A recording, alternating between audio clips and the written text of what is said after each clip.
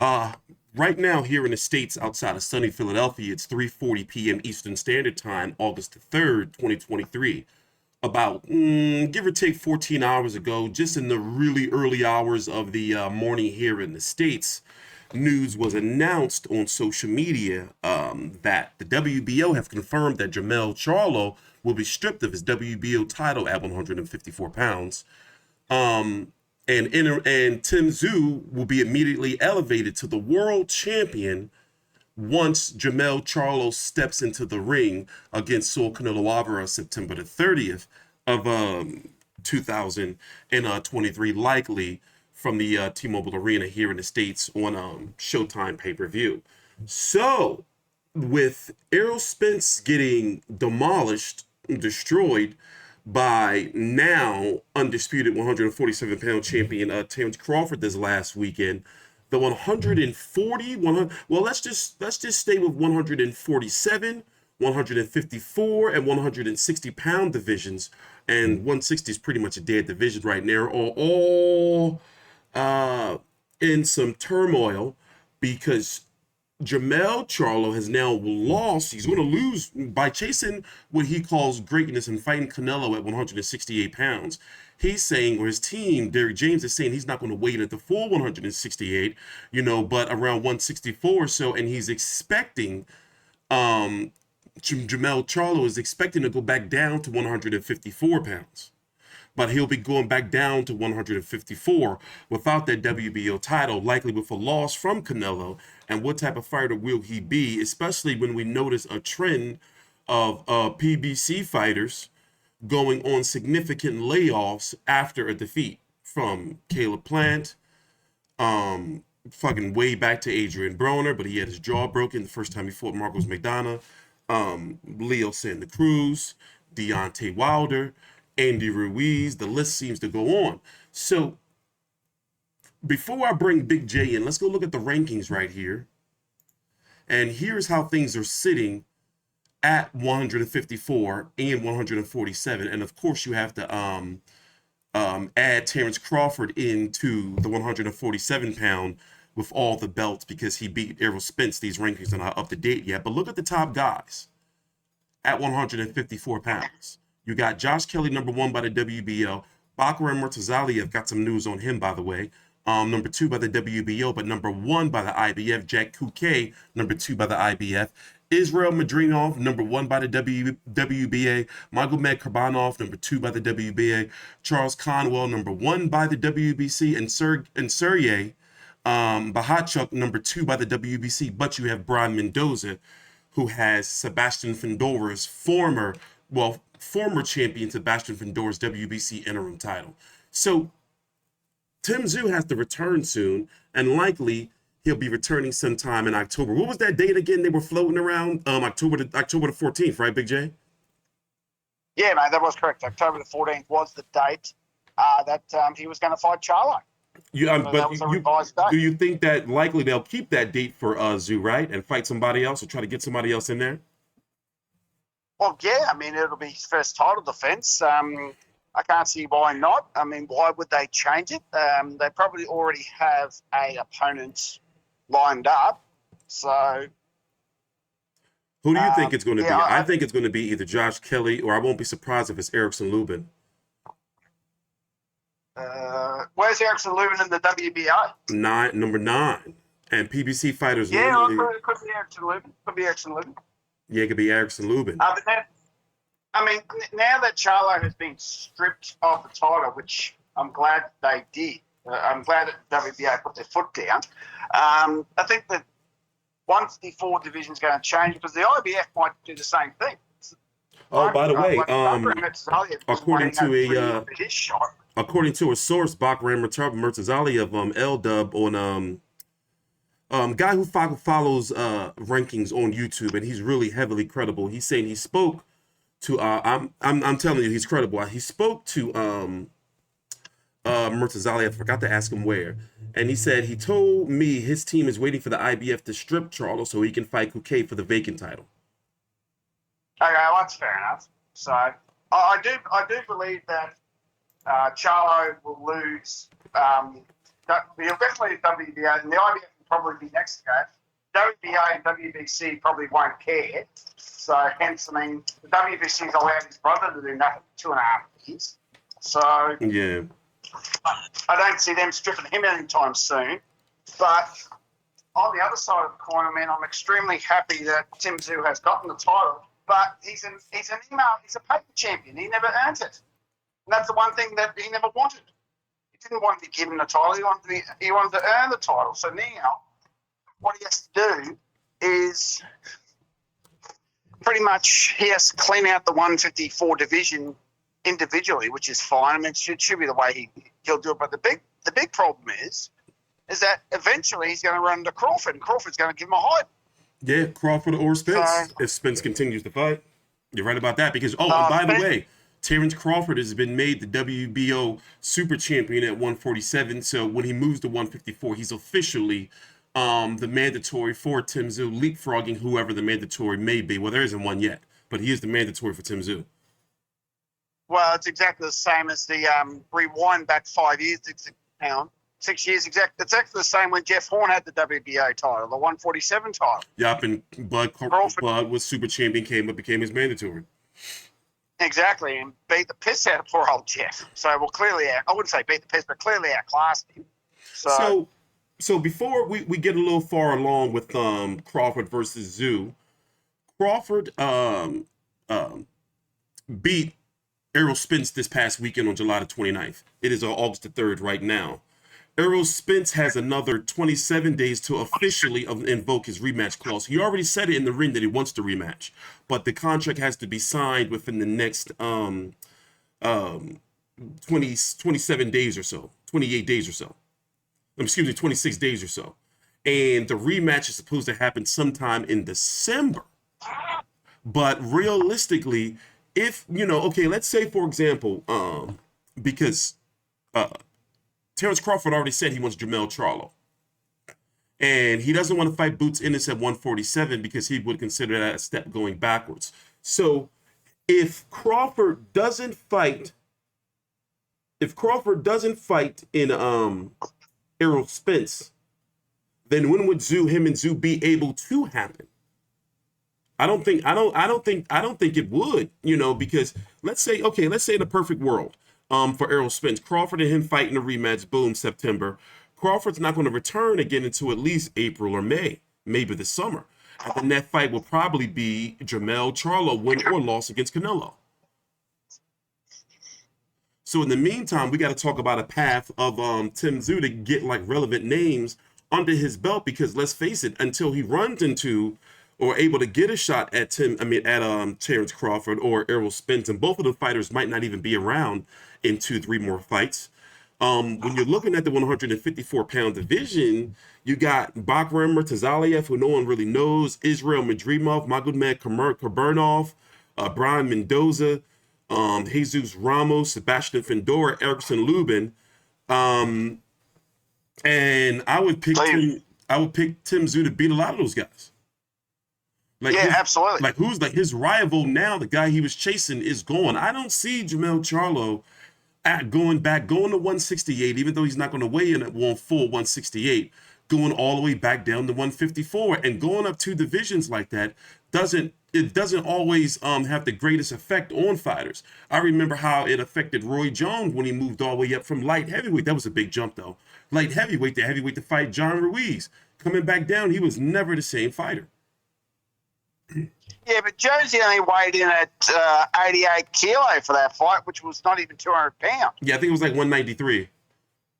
Yeah, something like that. And he came in at like 198, something like that. I remember that. I watched it on pay-per-view. I remember that. But I mean, Charlo and Tszyu is never going to happen. So everyone just needs to give up on that.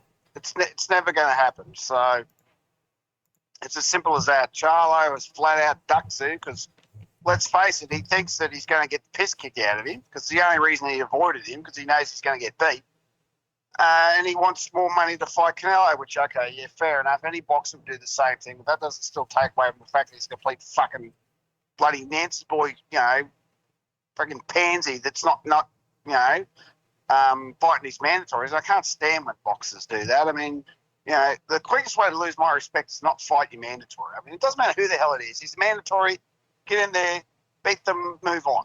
So, anyway, And the that fact really that they pisses jerked me off. Tim Tszyu around, that's the part that bothers me. I get the Canelo fight. I'm all for it. But the Oh, fact yeah, that they had him waiting around, thinking he was going to get the fight and it said up, well, we're going to go fight Canelo. But that's well, boxing for David you. Benavidez is also getting shafted out of his opportunity to fight Canelo. So, Yeah. and you got Bakr Matzaliev, who's been sitting on his hands for 3 years, but I think that's more his fault than anyone else's because he agreed to all these step-asides. Bakr So Matzaliev has been more, IBF mandatory since November 2019. yeah, so I think that's more his fault. So, but still, I mean, yeah, I mean, Tim, it's really unfortunate because yes, he's been the champion, but he hasn't earned it, and he was given it by, well, basically by default, and it's really a sad situation because that's not the way he wants to be given a championship. He stated that many times. He doesn't want to be given the belt. He wants to earn it, and now he's been given the belt. And if all things go balls up for Tim Tszyu, he might be forced to face Crawford in his first or second fight, and Crawford will give him a hide. So, Yeah. I mean, we don't want to see another Andrew Maloney situation where he gets given a belt and then his first defense he gets flogged. Yeah. So we don't want to see that because if Crawford fought Tszyu, Crawford would beat Tszyu. I don't think there's anyone in the 140, 147, maybe 160 that could beat Crawford. He's too good. And 160 is really weak right now. Anytime you have Danny Garcia, who just posted a couple hours ago that he's still waiting for a date for his fight with Lindy Lara at 160 pounds. By the way, Mick Zarath is supposed to be on the undercard against. Have you heard any names? No, I haven't. I haven't spoken to Mick in a while. So yeah, Mick Zarath is supposed to be on that undercard. Yeah, that was supposed to be happening this weekend. Yep. So I have not heard anything. No. What else are we missing? You wanted to talk about the women's card? Yeah, well, No Limits had a series of cards at the moment. Let's say home shows or club fight shows, whatever you say, like small scale shows. Mm-hmm. A couple of weeks ago, they had a card featuring all women. Angel Rustin was on the card. Taylor Harris, who we've had on the channel a couple of years back, she's the AFL, the women's AFL player. Uh-huh. And unfortunately, she got beat bad. I think she got her face broken or her eye socket punched in her, a broken cheekbone because it was an 8-round fight. And the lady who beat her, whose name I can't remember, a Nigerian-born fighter, beat the absolute crap out of Taylor Harris. And I think Taylor Harris might be done because a 26-year-old football player who dabbles in boxing got the absolute piss kicked out of her by a 40-year-old woman who with a third of the experience. I mean, she's a very decorated amateur career. I need to bring her name up. Yeah, I have her. I have her pulled up on the screen. You'll probably be able to pronounce the name better than I could. With the highlights, I'm looking at it. I'm not going to butcher it. I'm trying though. But she's up on the screen. Yeah. Millicent Agbo. We're going to call her that, just the first syllable. But I know. Yeah, that's it. Millicent Agbo. Yeah, and Agbo kicked the absolute crap out of Taylor Harris. So, and she made her look amateurish. So yeah, I'm watching the clip now. Yeah. No, in the 8th round, I think she got a cheek broken or an eye socket. It looked really, really bad. It was so bad that Taylor didn't do a post-fight interview. She just left the ring as soon as cards were dealt, and she just left. So, and she's going to put a hold. Yeah, I'm looking at it right now. She's something's broken. The way that's swollen up, something's broken in there. Oh yeah, and that'll throw off her footy career because she can't. I don't know when the women's AFL is playing, but yeah, she ain't going to be playing footy for a while. So that sort of backfired on No Limit because No Limit needed her to win that so they could showcase. They could build up the women's boxing off another footballer like they did with Paul Gallen, but that backfired for them. So and No Limit's other card coming up. Isaac Hubman's got a card next Wednesday on the 9th. He's fighting Do you have that up? No, I'm pulling it up now. These are just small little cards, full fight cards, at Moore Park. I'm And looking at Isaac it. Hubman, who didn't look too flash against his last fight against Roman Murdoch, I think they're just throwing him in there with another. It says Kazuki Koihara. Yeah, I think that's a Japanese fighter. Yeah. Yeah. And So you they're got trying to Nikita get him Tszyu. back on track. Oh, I'm sorry. You got Nikita Tszyu taking on Jack Brubaker on August the 23rd. That's going to be on pay-per-view. We talked about that earlier, and I was, talking about how now they're just throwing anything on pay-per-view. A prospect, fringe contender build-up fight, leading a pay-per-view with Nikita Tszyu Exactly. fighting a former opponent of his brother, Jack Brubaker. Yeah, well, this actually is a little bit intriguing because if you recall, Tim knocked out. Well, Tim stops. It was a towel throwing. Tim stopped Tim stopped Jack Brubaker inside of 4 rounds. So we're going to be interesting to see how Nikita does it, if he can do it quicker than his brother. But the problem is that Jack Brubaker's only had one fight in 2.5 years. He only fought on their first card on the Paul Okuso versus Reynolds Quinlan card, which was only a couple of weeks ago. So I don't know how well Jack's going to be prepared for that because, Nikita's been going, nicely. He's had what? What's he, 6-0 now? Yeah, 6-0. He's had Brubaker and his last fight was 4-2. Yeah. And his last fight was a 1-round destruction of Benjamin Bomber. So he absolutely cleaned Benjamin Bomber's clock. So, and Benjamin was a fighter coming down from, I think, super middle down to super welter. So, and Jack's not as big as Benjamin Bomber is. So it'll be interesting to see how Nikita goes. So that's the appeal of that fight. Can he beat Brubaker quicker than what his brother did? And Liam Wilson's also fighting another fight. I think he's fighting an Argentinian fella. Yeah, Carlos Alanis. Yep, and he's just an Argentinian. I think he's been the WBO Latino champion. So probably. Well, he's undefeated. He's only 12-0. I mean, he's 12-0 with 4 KOs, but he's undefeated. So you never know about these Argentines. They can just come out of anywhere and beat you up. Yeah. I think he's fought an Argentine and it was solid 10 rounds. Was he fought an Argentine before, or was that Sam Goodman?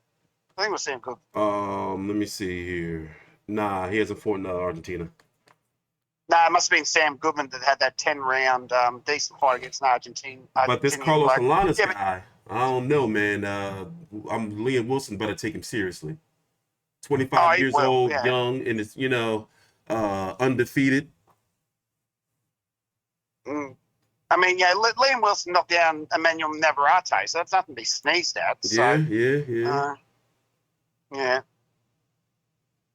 But he also got knocked out by Joe Noine, so Yeah, that's true. That's true. He avenged it, but he also took that loss, and that was a pretty devastating KO too. It was. But highly impressive against Emmanuel Navarrete, though, that was for sure. So again? He was highly impressive against Emmanuel Navarrete. That's for sure. It was. It was just very disappointing that he couldn't get the job done because he had him. Yeah. And he let him off the hook. Yeah. Let him off the hook. Well, with that being said, we are going to be here next week for a significant heavyweight fight between Felix Hergovitz, IBF mandatory for Alexander Usyk, taking on Australia's Dempsey McKean. Real quick thoughts on that fight. We're going to do a big preview next week as well. Quick thoughts on that fight? I think McKean's going to lose. Yeah. Possibly even get KO'd. I think so too. I mean, the level of competition that McKean has been fighting over the last few years since he's signed up with Matchroom has just been piss poor. There's no beating around the bush. I mean, for someone who's in the top 15 of 2 sanctioning bodies at heavyweight, he's just been fighting nobodies. So, yeah, well, he's getting that shot now because Felix Hergovitz is a highly skilled 6'6". I believe, I'm pretty sure he's at least 6'6". Highly skilled, 6'6", 250 plus pound heavyweight with some power.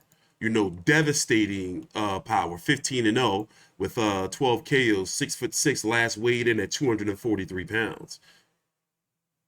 Yeah, Dempsey's about the same. He's about 6'5". I think his last weigh-in was around that. Yeah, So 6'6". he hovers Listed at around that. 6'6", 250. They're about the same, give or take. Yeah, they're about the same.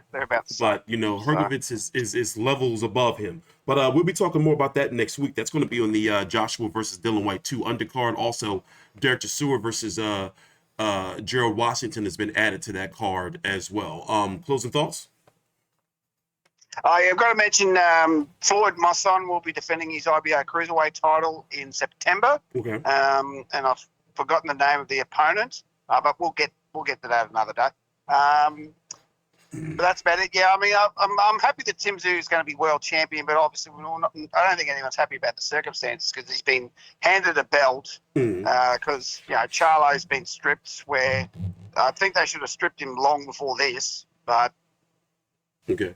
Anyway, hopefully Tim now can just start working on cleaning out the 154 division and hopefully trying to avoid Crawford for now until he gets a couple more belts until he gets a couple more fights underneath him. So eventually he will run into Crawford, but not now. So because Crawford will beat probably pretty easily. So. Yeah, if Crawford wants to, capture that belt to get more leverage or to make the Charlo fight bigger, if Charlo comes back down to 154, and go after that IBF, that's the way to go. So he may have to go through Tszyu first, or Tszyu may have to, take that whooping, but we'll see. Thanks for watching. Please subscribe. You can follow me on Twitter at TstreeT Controversy and Big J at Old Mate Big J. Remember, we're going to be back next week for Felix Hrgovic versus Dempsey McKean as well, and stay tuned for the next news. We should be hearing something soon about what's going on with Tszyu's next fight, and Charlo. Canelo versus Charlo build-up is going to be starting sometime in the next couple of weeks. Thanks for watching. Please subscribe.